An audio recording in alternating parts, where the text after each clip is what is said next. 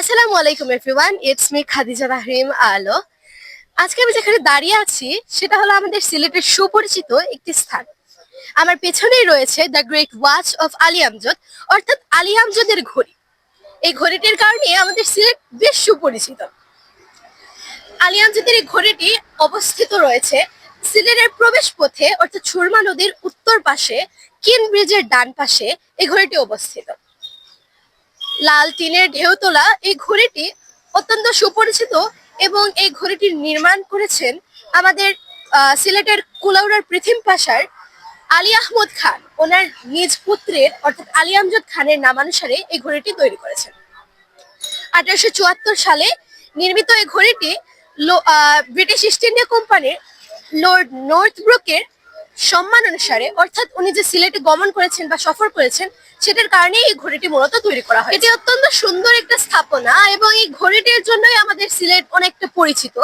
সারা দেশ বিদেশের অনেক দর্শনার্থীরা অর্থাৎ অনেক ভিজিটাররা এই ঘড়িটি দেখার জন্য সিলেটে আসেন এবং এই লাল ঢেউতলা টিনের এই ঘড়িটি আমাদের অনেকের কাছে অত্যন্ত সুন্দর একটা দৃশ্য মনে হয়। অনেকে কিন ব্রিজের উপর থেকে লক্ষ্য করেন, অনেকে দূরবর্তী কোনো স্থাপনা কিংবা কোনো বিল্ডিং থেকে এই ঘড়িটি লক্ষ্য করেন।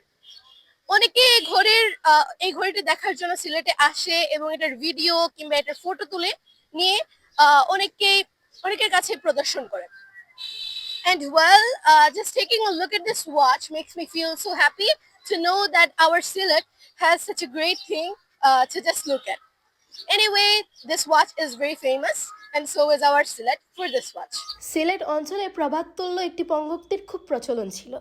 চাঁদনি ঘাটের সিঁড়ি, আলী আমজদের ঘড়ি, জিতু মিয়ার বাড়ি, বঙ্কু বাবুর দাড়ি, এই পঙ্গক্তির মাধ্যমে সিলেটের পরিচিত সুযোগ 4টি ঐতিহ্য তুলে ধরা হয়েছে। বঙ্কু বাবু মারা গেছেন সেই কবে, বাকি 3টি ঐতিহ্য এখনো টিকে আছে।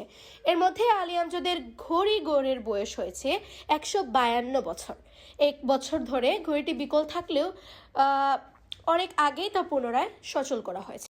আমাদের সিলেটের ঐতিহ্যের একটি অংশ হলো এই ঐতিহ্যবাহী ঘড়ি এবং এটি সংরক্ষণ করা এবং এই প্রতীকটিকে রক্ষা করা আমাদের দায়িত্ব।